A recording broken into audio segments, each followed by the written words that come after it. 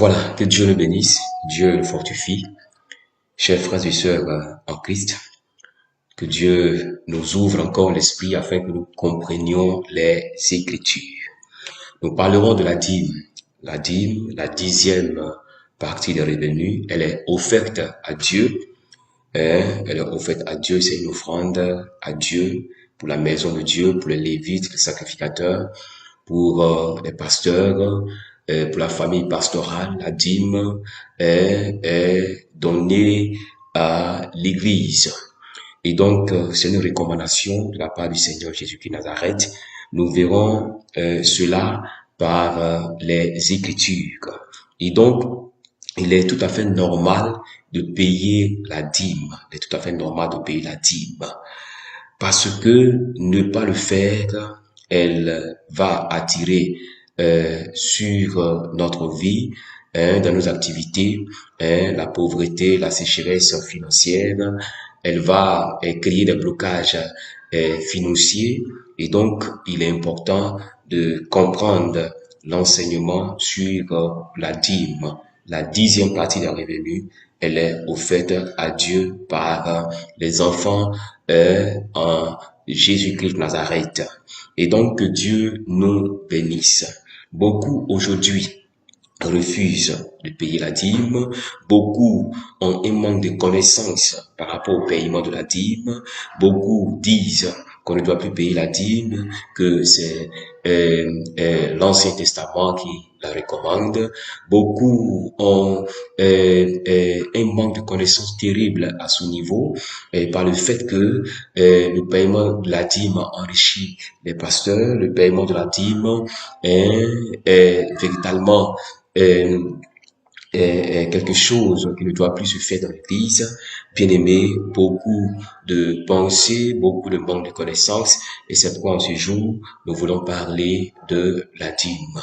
Prenons notre Bible dans le livre de Lévitique 27, le verset 30, Lévitique 27, verset 30, et il est écrit que toute dîme de la terre, soit des récoltes, de la terre, soit du fruit des arbres, appartient à l'Éternel. C'est une chose consacrée à l'Éternel. Donc, la dîme, bien-aimée, elle est consacrée à l'Éternel. Je le répète, la dîme, elle est consacrée à l'Éternel. Alléluia. On peut continuer encore avec les versets. On peut continuer encore avec les versets.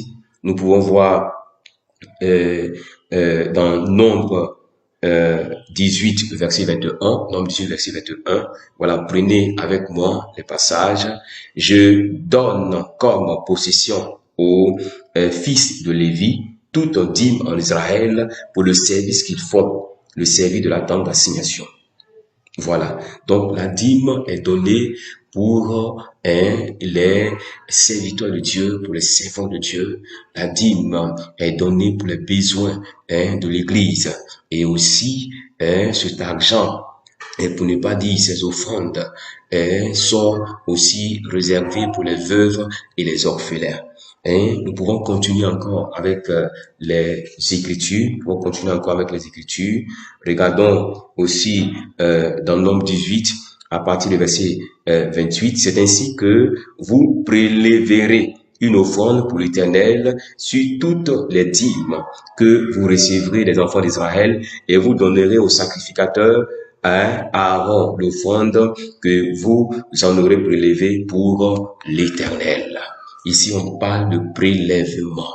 Alléluia, on parle de prélèvement. Quand nous allons dans le livre de Apocalypse 1, verset 6, la Bible nous révèle que le Seigneur a fait de nous un royaume de sacrificateurs. Donc, nous sommes des sacrificateurs. Et donc, cela veut dire que ces sacrificateurs-là, ces pasteurs, ces serviteurs de Dieu, ces servants de Dieu qui travaillent pour le Seigneur Jésus-Christ Nazareth, beaucoup ont abandonné leurs études, leurs activités, parce que le Seigneur les a retirés pour son service.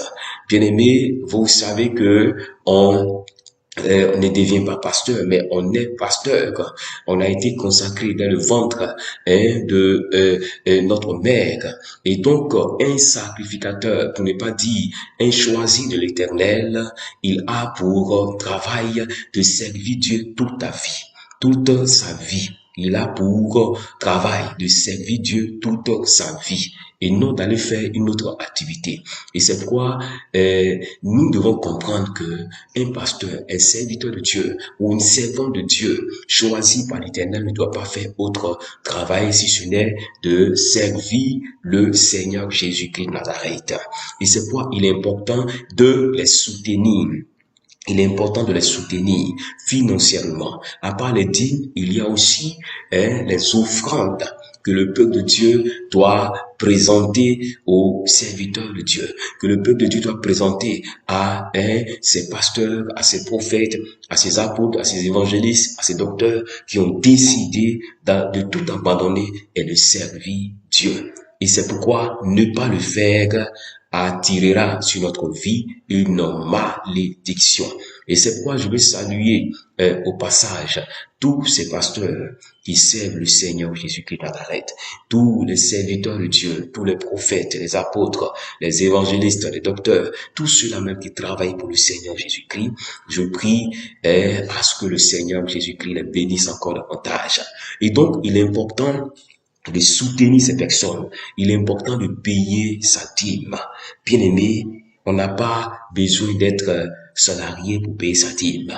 Quelle que soit l'activité qu'on fait, quel que soit ce que on fait, je veux dire, les travaux conformes à la volonté de Dieu, bien sûr, par ces activités-là, il est important, il est tout à fait normal, il est recommandé par le Seigneur Jésus-Christ de payer sa dîme, de soutenir l'Église par ses offrandes en nature, des offrandes au niveau financier. Et donc, il est important de le savoir. Il faut payer sa dîme. Il faut soutenir l'Église par des offrandes. Cela est tout à fait normal. Allons encore dans les Écritures. Allons encore dans les Écritures. Allons encore dans les Écritures. Hébreux 7, à partir du verset 1. En effet, ce Melchisédek, roi de Salem, sacrificateur du Dieu très haut, qui alla au devant d'Abraham lorsqu'il revenait de la défaite des rois, qui le bénit, et à qui Abraham donna la dîme du tout, qui est d'abord roi de justice. Amen. Voilà, je peux m'arrêter à là. Donc, Abraham donna sa dîme à Melchisédek. Et ce Melchisédek, quand vous continuez la lecture dans Hébreux 7, à partir du verset 1, vous verrez que Melchisédek représente le Seigneur Jésus-Christ de Nazareth. Parce qu'il n'a ni père, il n'a ni mère, il n'a ni généalogie. Et donc, cela doit nous amener à comprendre que cela est agréable à Dieu. Payer sa dîme est agréable à Dieu. Ne pas le faire attirera sur nous la pauvreté. Ne pas le faire attirera sur nous des blocages dans nos activités. Et même, et cela ouvrira des portes à l'esprit de pauvreté, à l'esprit d'avarisme, à l'esprit de malédiction. Et nous devons comprendre cela. Il est important de payer sa dîme. Et de bien la payer. Il faut bien payer sa dîme. Normalement, s'il y a 5 francs dessus, mets les 5 francs. S'il y a 10 francs, mets les 10 francs sur ta dîme. Bien aimé, il est important de payer sa dîme. Comme je l'ai dit, nous pouvons voir les Écritures. La dîme existait avant la loi. La dîme existait dans le Nouveau Testament. Nous pouvons nous rendre dans les Écritures. On peut aller dans les Écritures. On peut aller dans les Écritures et nous verrons que la dîme existait. Nous verrons que la dîme existait. La dîme, avant la loi, nous pouvons voir cela dans Genèse 14, verset 20. Après la loi, dans Malachie 3, verset 8 à 10. Voilà. Je répète, la dîme avant la loi, Genèse 14, verset 20. La dîme après la loi, Malachie 3, verset 8 à 10. Et aussi dans le Nouveau Testament. Dans le Nouveau Testament, Matthieu 23, verset 23 et Luc 18, verset 12. Voilà. Et donc, La dîme existait avant la loi. Après la loi, elle existait. Et même dans le Nouveau Testament, Matthieu 23, le verset 23, vous pouvez lire ces passages et vous verrez que il est tout à fait important et agréable de payer sa dîme pour soutenir les serviteurs de Dieu qui travaillent. Bien aimé, c'est parce qu'on ne connaît pas le service de Dieu, c'est pourquoi on demande au pasteur d'aller travailler. C'est parce qu'on ne connaît pas les réalités de l'œuvre de Dieu, c'est pourquoi on demande au prophète d'aller travailler. Bien aimé, ces serviteurs de Dieu, ces servants de Dieu ne doivent pas travailler. Alléluia. Leur travail, c'est de servir Dieu.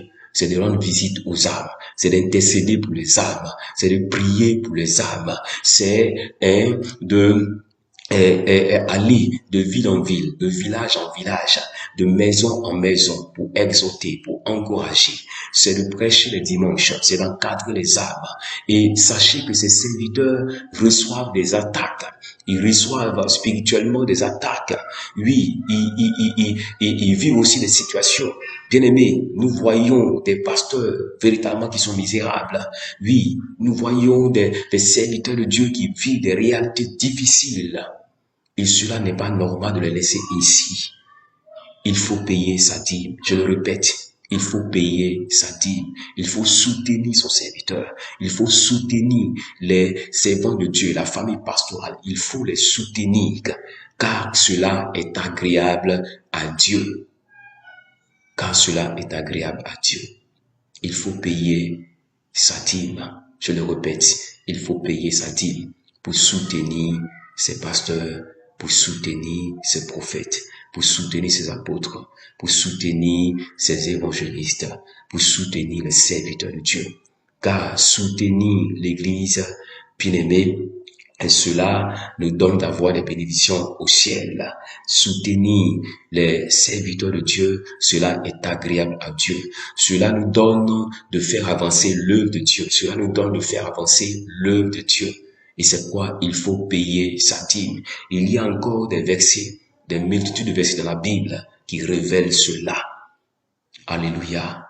Que Dieu nous bénisse, que Dieu nous ouvre encore l'esprit afin que nous revenions à l'obéissance à la parole du Seigneur Jésus qui Nazareth.